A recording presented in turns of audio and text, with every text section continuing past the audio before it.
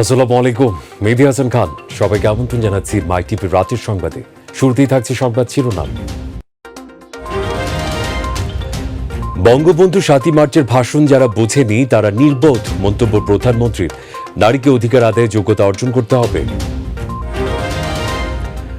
খালেদা জিয়ার দ্বন্দ্ব স্থগিতের মেয়াদ আরো ৬ মাস বাড়ছে, বিদেশে নয় দেশে বিশেষায়িত চিকিৎসায় সরকারের আপত্তি নেই, জানালেন আইনমন্ত্রী। করোনা মহামারীর বছর পার, আতঙ্ক নয়, সচেতন সবাই। এবার দেশেই উৎপাদন হবে ভ্যাকসিন, আশাবাদ স্বাস্থ্যমন্ত্রী। ক্ষমতা ও প্রভাবের কাছে নতি স্বীকার করেনি দুদক, তবে জনগণের আকাঙ্ক্ষা পূরণ করতে পারেনি, বিদায়ী সংবাদ সম্মেলনে ইকবাল মাহমুদ। বলছিলাম সংবাদ শিরোনামগুলো, এবারে জানাতে চাই পুরো খবর। বঙ্গবন্ধুর ৭ই মার্চের ভাষণ যারা বুঝেনি তারা নির্বোধ। এই ভাষণ আন্তর্জাতিক পরিমণ্ডলে স্থান পাওয়ায় নির্বোধরা এখন ঐতিহাসিক ৭ই মার্চ পালন করতে বাধ্য হয়েছে বলে মন্তব্য করেছেন প্রধানমন্ত্রী শেখ হাসিনা। তিনি বলেন, পাকিস্তানের পদলেহনকারীরা বঙ্গবন্ধু ৭ই মার্চের ভাষণের মর্ম বুঝবে না। কোনো মহলের সমালোচনা পাত্তা না দিয়ে বঙ্গবন্ধুর আদর্শ বাস্তবায়নে নেতাকর্মীদের তাগিদ দেন তিনি। বঙ্গবন্ধু এভিনিউয়ে ৭ই মার্চ উপলক্ষে আওয়ামী লীগ আয়োজিত আলোচনা সভায় ভার্চুয়ালি যুক্ত হয়ে এসব কথা বলেন শেখ হাসিনা। আরও জানাচ্ছেন সাইদুর রহমান আবির।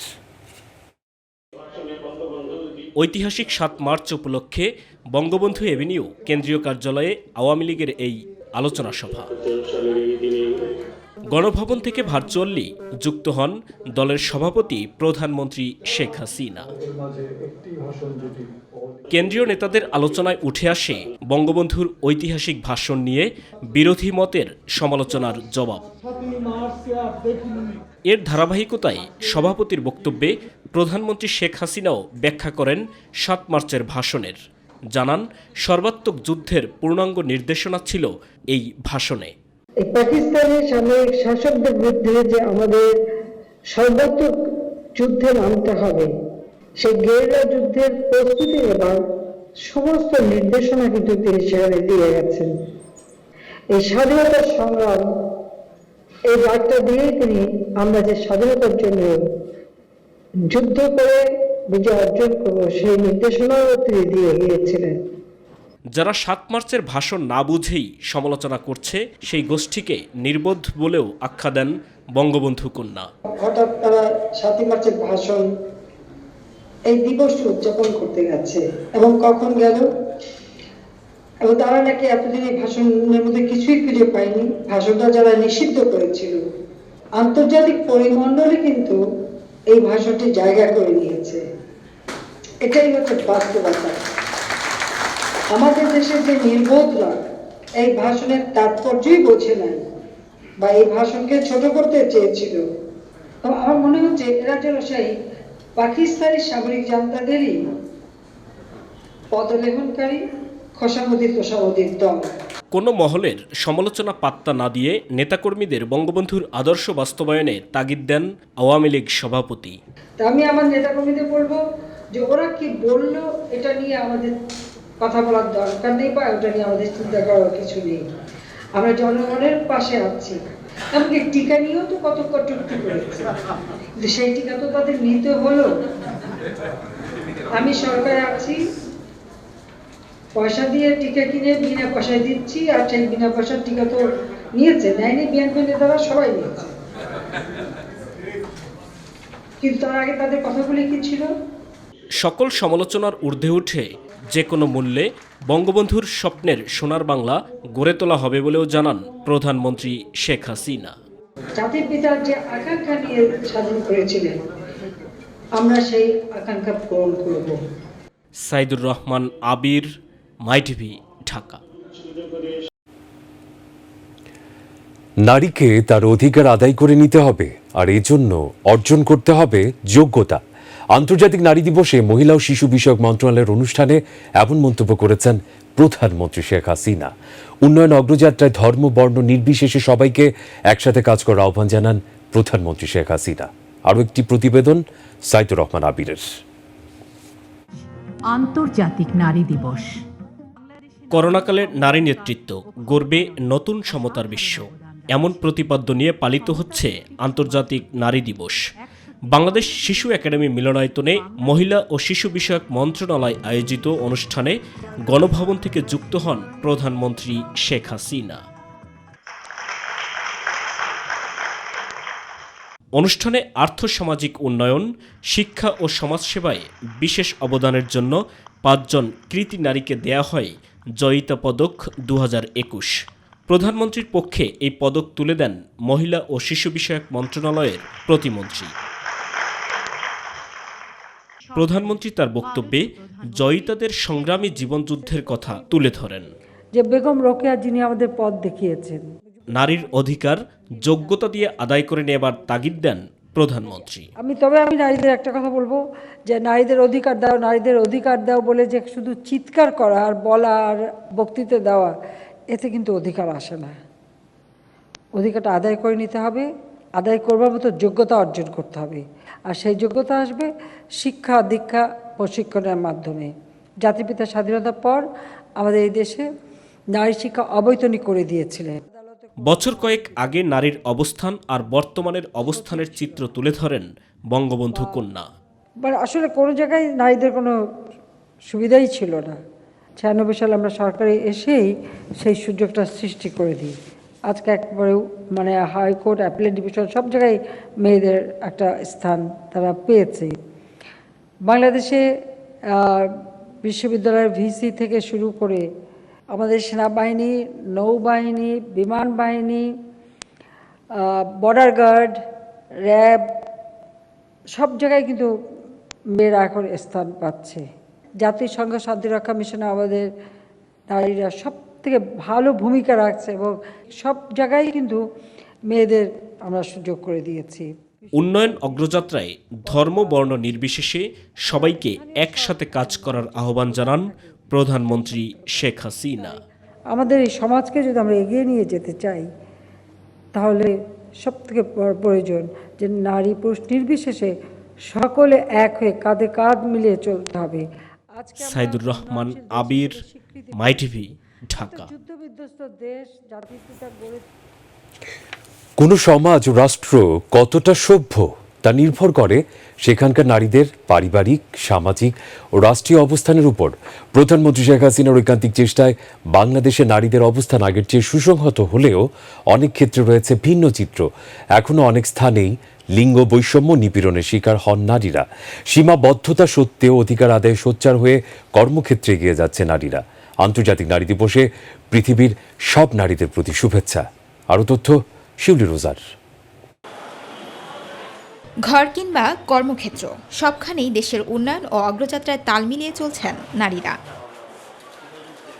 হাজারো প্রতিকূলতা সত্ত্বেও নিজের অবস্থান থেকে প্রতিনিয়ত রাখছেন বলিষ্ঠ ও সক্রিয় ভূমিকা। এখন আসলে খুব বেশি জায়গা নেই যে জায়গাটাতে আসলে নারীরা কাজ করছে না বা তারা ভালো করছে না। তুমি মেয়ে, তুমি পারবে না, এই বদ্ধমূল ধারণাটা থেকে হয়তোবা অনেকটাই আমরা বের হয়ে আসতে পেরেছি। স্বাধীন হওয়ার যেই চেতনাটা, সেটা হতে না পারলেও অ্যাটলিস্ট চেতনাটা ভেতরে জন্মেছে। তবে এক্ষেত্রে প্রতিকূলতার তালিকাতে বড় স্থান দখল করে রেখেছে লিঙ্গ বৈষম্য। ফ্যামিলি থেকে জিনিসটা শুধু আসছে, বিয়ে বড় হয়ে যাবে, বিয়ে করবে, বড় হয়ে যাবে, বিয়ে করবে। সো ওই ব্রেন ওয়াশিংটা কিন্তু ছোটো থেকেই হয় যে আমার বিয়ে হয়ে যাবে, আমি পড়াশোনা করে কি করবোটা কি। যে কোনো গাড়িতে চলাফেরা করি বা রাস্তায় চলাফেরা করি বা বাজারঘাটে যাই, মার্কেটে যাই, সর্বক্ষেত্রে আমরা মনে হয় যে নারীরা অবহেলিত। এসব সংকট ও বাধা নিরসনে রয়েছে নানা নীতিমালা, তবে বাস্তব ক্ষেত্রে তা কার্যকর কতটুকু? এই বাধা অপসারণের জন্য পলিসি থাকা দরকার, নীতি থাকা দরকার প্রথমত। দ্বিতীয়ত হচ্ছে যে এগুলো আসলে ফলো করা হচ্ছে কিনা তার জন্য মনিটরিং মেকানিজম থাকা দরকার। অনেকে আছে যারা প্রিটেন্ড করে যে আসলে আমরা অনেক ইকুয়ালি দেখি নারীদেরকে, কিন্তু তারা আসলে মনে মনে বা ভিতরে ভিতরে এটা অ্যাকসেপ্ট করতে পারে না। বিশিষ্টজনেরা বলছেন যুগের সাথে তাল মিলিয়ে চলতে ও নিজেদের অধিকার আদায়ের উদ্যোগ নিতে হবে নারীদেরই। সত্যিকার অর্থে নেতৃত্বের পজিশনে যেতে চাই, নারীর তৈরি হওয়ার জায়গাটাও খুবই গুরুত্বপূর্ণ এবং নারীর সেই আরেকটা জায়গা হচ্ছে আস্থার জায়গাটা এখানে খুবই গুরুত্বপূর্ণ। একজন নারী যে পারে সেই বিষয়টা তার নিজের বিশ্বাসটা নিজের উপর আগে থাকতে হবে, যাতে করে অন্যরা তাদের উপরে বিশ্বাস রাখে। কর্মক্ষেত্রের পাশাপাশি প্রশাসনেও নারীদের আরও বেশি পদায়নের তাগিদ দিলেন অনেকেই। শুধু তাই নয়, সহযোগিতার মানসিকতা নিয়েও এগিয়ে আসতে হবে পুরুষদেরও। যে একটি মেয়ে শিশুকে গড়ে তুলতে হবে। এটা আসলে একদম রুরাল লেভেলে সব জায়গায় একটি মেয়ে শিশু জন্মানোর পর তাকে যদি তৈরি করা যায়। পুরনো ধ্যান ধারণা পাল্টে নারী পুরুষ কাঁধে কাঁধ মিলিয়ে চললে উন্নত হবে দেশ, কুসংস্কার থেকে বেরিয়ে আসবে সমাজ ব্যবস্থা, এমন অভিমত সচেতন মহলের। Shiuli Roja, my TV, Dhaka. BNP chairperson Begum Khaleda জিয়ার দ্বন্দ্ব স্থগিতের মেয়াদ আরও 6 মাস বাড়ছে। আগের শর্তে দ্বন্দ্বের কার্যকারিতা আরও 6 মাস স্থগিত করে মুক্তির মেয়াদ বাড়ানোর সুপারিশ করেছে আইন মন্ত্রণালয়। আইনমন্ত্রী আনিসুল হক অনুমোদনের পর এই সম্পর্কিত নথিটি দুপুরে স্বরাষ্ট্র মন্ত্রণালয়ে পাঠানো হয়েছে। খালেদা জিয়ার দ্বন্দ্ব স্থগিতের মেয়াদ বাড়াতে 3রা মার্চ স্বরাষ্ট্র মন্ত্রণালয়ে আবেদন করেন তার ছোট ভাই শামীম ইস্কান্দার। সেদিনই আবেদনটি সই করে আইন মন্ত্রণালয়ে পাঠিয়ে দেন স্বরাষ্ট্রমন্ত্রী আসাদুজ্জামান খান কামাল। করোনা মহামারীর মধ্যে গত বছর 25শে মার্চ নির্বাহী আদেশে দ্বন্দ্বের কার্যকারিতা 6 মাসের জন্য স্থগিত করে খালেদা জিয়াকে সাময়িক মুক্তি দেয় সরকার। ওই মুক্তির মেয়াদ শেষে গত বছর সেপ্টেম্বরে আরও 6 মাসের জন্য তা বাড়ানো হয়। সচিবালয়ে এ বিষয়ে আইনমন্ত্রী আনিসুল হক সাংবাদিকদের জানিয়েছেন, বেগম জিয়া বিদেশে যেতে পারবেন না, তবে দেশে বিশেষায়িত চিকিৎসা নিতে চাইলে আপত্তি নেই সরকারের। 6 মাস এটাকে বর্ধিতকরণ করা হয়েছে। শর্ত, আগের যেই শর্তগুলি দুটো ছিল, সেই শর্তগুলি একটা হচ্ছে যে তিনি দেশের বাইরে যেতে পারবেন না এবং এই নিজের বাসায় থেকে চিকিৎসা গ্রহণ করবেন। বাংলাদেশে নারীরা সবচেয়ে বেশি অবহেলিত বলে মন্তব্য করেছেন বিএনপি মহাসচিব মির্জা ফখরুল ইসলাম আলমগীর। তিনি বলেন, শুধু নারীরা নয়, সারা দেশের মানুষ বর্তমানে নির্যাতিত হচ্ছে, গণতন্ত্র হুমকির মুখে। সকালে নয়াপল্টন নারী দিবস উপলক্ষে মহিলা দলের শোভাযাত্রায় তিনি কথা বলেন। অন্ধকার ভেদ করে নারী সহ দেশের মানুষকে আলোতে বের হয়ে আসতে হবে বলেও মন্তব্য করেন মির্জা ফখরুল। আজকে দুর্ভাগ্য এই জাতির যে আজকে 50 বছর পরেও আমরা এই কথা বলতে পারি না যে আমরা স্বাধীন। আমাদের মা বোনেরা নিরাপদে তারা চলাফেরা করতে পারেন না, তারাও বলতে পারে না যে তারা স্বাধীন। সুতরাং তখনই নারীদের অধিকার আদায় হবে, তখনই নারীদের অধিকারকে সংরক্ষণ করা যাবে যখন সত্যিকার অর্থেই বাংলাদেশে একটি গণতান্ত্রিক সরকার প্রতিষ্ঠা হবে। আর এদিকে আওয়ামী লীগের সাধারণ সম্পাদক, সড়ক পরিবহন ও সেতুমন্ত্রী ওবায়দুল কাদের বলেছেন, বিএনপির আন্দোলনের বিকল্প হচ্ছে আগুন, সন্ত্রাস, অপরাজনীতি আর গুজব তৈরি করা। তিনি বলেন, বিকল্প আন্দোলনের নামে দেশের সম্পদ এবং জীবনহানির ঘটানোর অপপ্রয়াস জনগণ সরকার মেনে নেবে না। সকালে সরকারি বাসভবনে নিয়মিত ব্রিফিংকালে এসব কথা বলেন ওবায়দুল কাদের। সেতুমন্ত্রী আরও বলেন, জনবিচ্ছিন্ন এসব আন্দোলনের ভয় দেখিয়ে কোনো লাভ নেই, কারণ মুজিব আদর্শেও সৈনিকরা রাজপথ ভয় পায় না। বিএনপির অগণতান্ত্রিক আচরণ ও রাজনীতি দেশের গণতন্ত্রের চলমান ধারাকে বিঘ্নিত করছে বলে অভিযোগ করেন ওবায়দুল কাদের। বিএনপির আন্দোলন মানে সহিংসতার ব্যর্থ উপাখ্যা।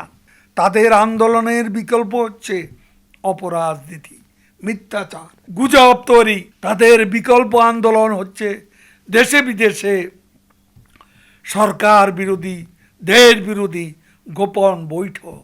স্পষ্ট করে বলতে চাই, জনবিচ্ছিন্ন এসব আন্দোলনের ভয় দেখিয়ে কোনো লাভ নেই। মুজিব আদর্শের সৈনিকরা রাজপথ ভয় পায় না। করোনা ভাইরাস প্রসঙ্গ, দেশে করোনা শনাক্তের 1 বছর পার হলো আজ। গত বছর 8 মার্চ প্রথম 3 জন করোনা রোগী শনাক্ত হন। বিভিন্ন দেশে করোনা আক্রান্ত এবং মৃত্যুর ভয়াবহ সংখ্যায় বাংলাদেশে সৃষ্টি হয় ব্যাপক আতঙ্ক।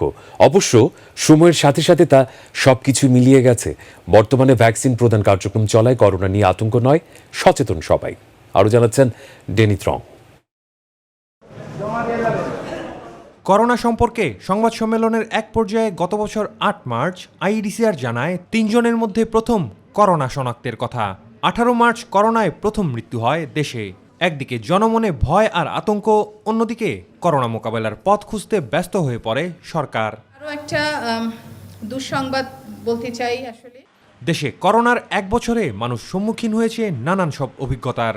মাস্ক ও হ্যান্ড স্যানিটাইজারের জন্য হাহাকার, সাধারণ ছুটি ঘোষণা, যোগাযোগ ব্যবস্থা বন্ধ, রাস্তাঘাট ফাঁকা, করোনা পরীক্ষার জন্য দীর্ঘ লাইন, লকডাউন সহ আরও বিভিন্ন দৃশ্যপট এখনও ভেসে ওঠে মানুষের মনে।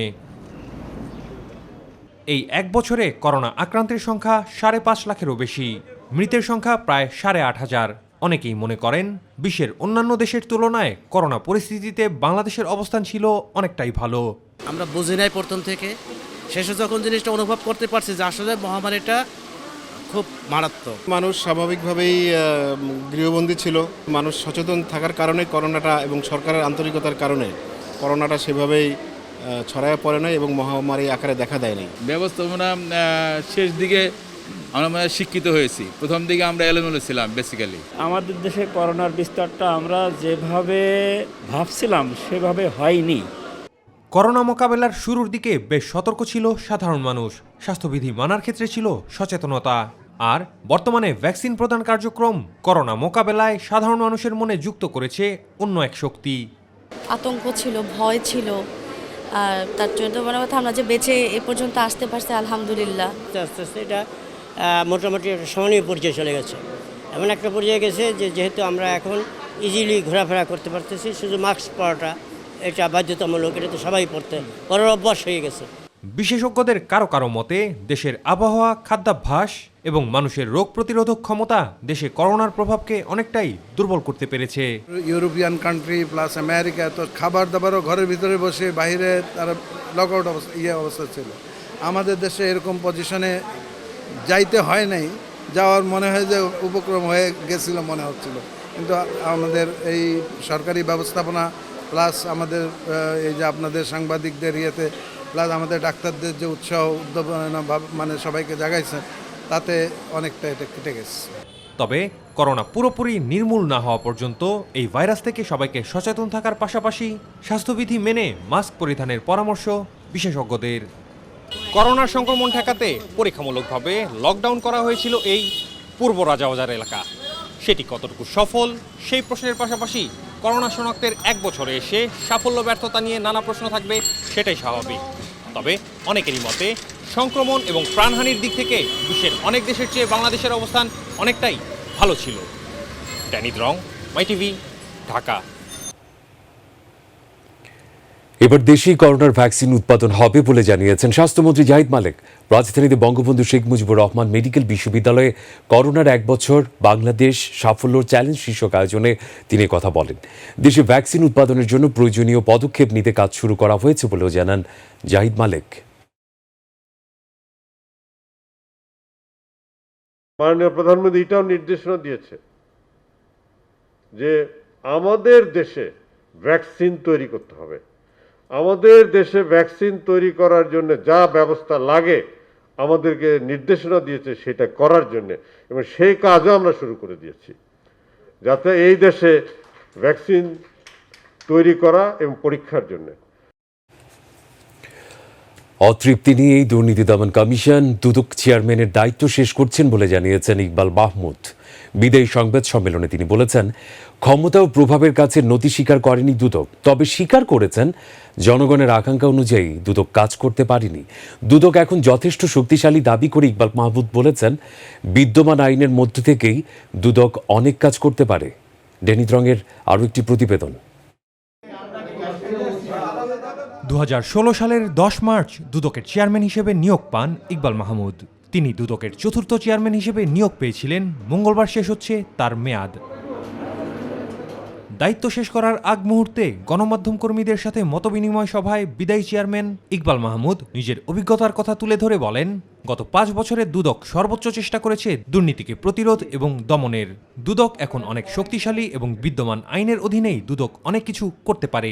আমাদের চেষ্টার যদি ত্রুটি থাকে সেই ত্রুটি আমার, কিন্তু আমরা চেষ্টা করেছি এই যতটুকু আইনে ম্যান্ডেট আমাদের ছিল সেটুকু আমরা করার চেষ্টা করেছি। যদিও একটি বড় বিষয় আমাদেরকে সবসময় বিব্রত করেছে, সেটি হচ্ছে যে কোনো দুর্নীতি আমাদের দিকে অঙ্গুলি নির্দেশ করে যে দুর্নীতি দমন কৌশল করবে, এটা সবই দুর্নীতি দমন কৌশল।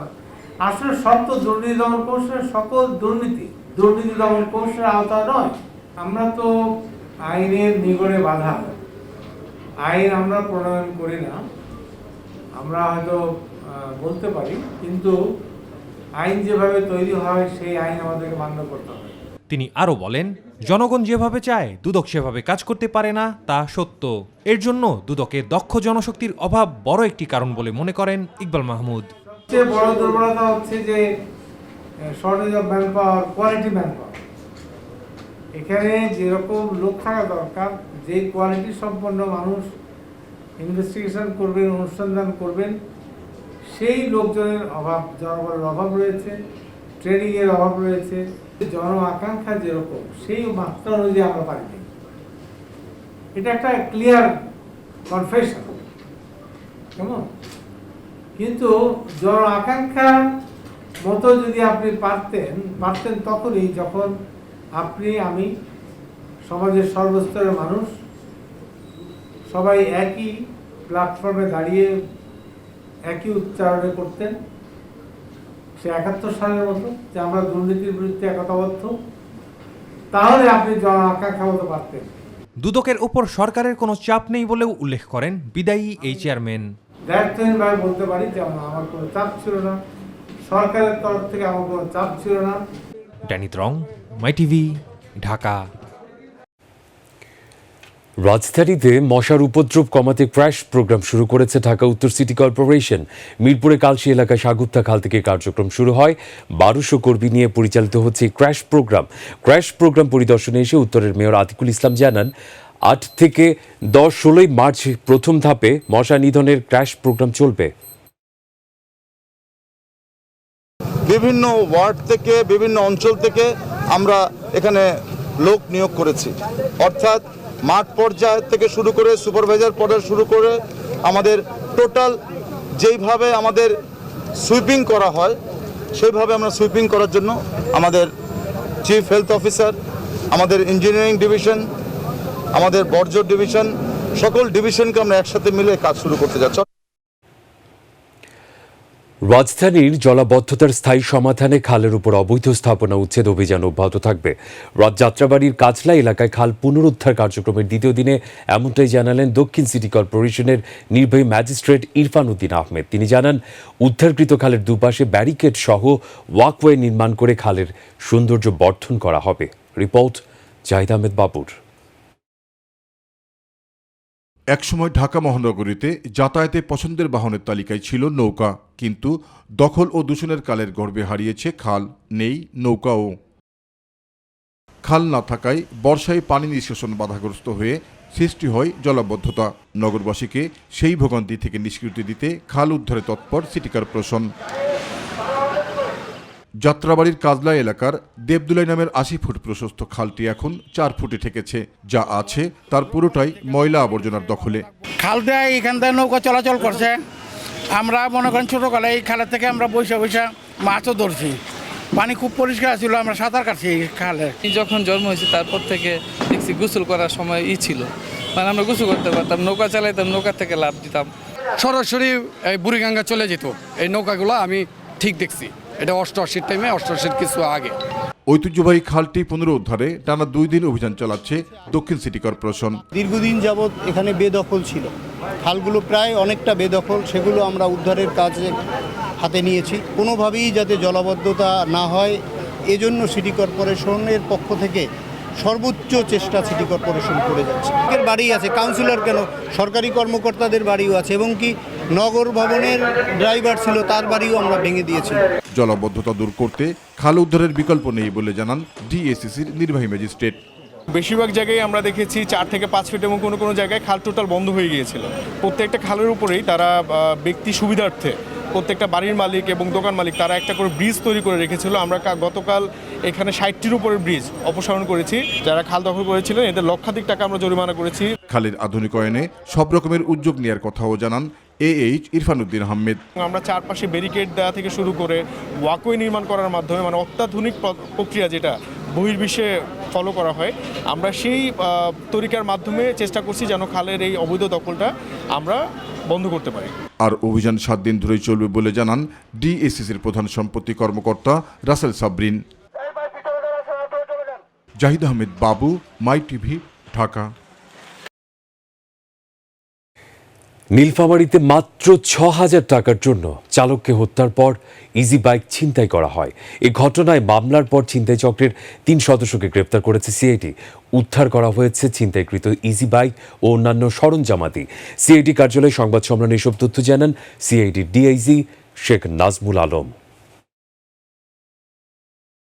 কাল রাতে 7 তারিখে তাদের আমরা রূপগঞ্জ ঢাকার পাশে রূপগঞ্জ থেকে আমরা সামিউল ইসলাম, সাদের আলী এই দুজনকে আমরা গ্রেপ্তার করি। মাই টিভির প্রতিনিধি সম্মেলন 2021 নির্বাচিত সেরা 10 সাংবাদিকের অন্যতম মুন্সিগঞ্জ প্রতিনিধি মোহাম্মদ মুক্তার হোসেনকে সংবর্ধনা দিয়েছে সিরাজদি খান প্রেস ক্লাব। দুপুরে সিরাজদি খান প্রেস ক্লাবের স্থায়ী কার্যালয়ে তাকে সংবর্ধনা দেওয়া হয়। অনুষ্ঠানে সভাপতিত্ব করেন সিরাজদি খান প্রেস ক্লাবের সভাপতি ইমতিয়াজ উদ্দিন বাবুল।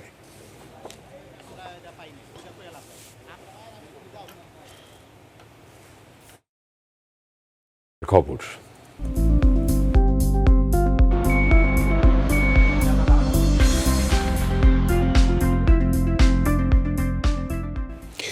জাতির পিতা বঙ্গবন্ধু শেখ মুজিবুর রহমানের 7ই মার্চের ঐতিহাসিক ভাষণ ইউনেস্কোর বিশ্ব প্রামাণ্য ঐতিহ্যের স্বীকৃতি লাভের অসামান্য অর্জনকে স্মরণ করেছে কুয়েতের বাংলাদেশ দূতাবাস।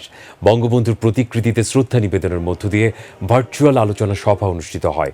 অনুষ্ঠানে কুয়েতে নিযুক্ত বাংলাদেশের রাষ্ট্রদূত মেজর জেনারেল মোহাম্মদ আশিকুজ্জামানের সভাপতিত্বে ও প্রথম সচিব দূতালয় প্রধান নিয়াজ মোর্শেদের পরিচালনায় অনুষ্ঠানের প্রধান অতিথি ছিলেন সাবেক মন্ত্রী তোফায়েল আহমেদ। আলোচক ছিলেন ইউনেস্কোর পরিচালক মিস আনা পারলিনি, ঢাকা বিশ্ববিদ্যালয়ের অধ্যাপক ডক্টর আবু মোহাম্মদ দেলোয়ার হোসেন সহ আরও অনেকে। এ পর্যায়ে খেলার খবর।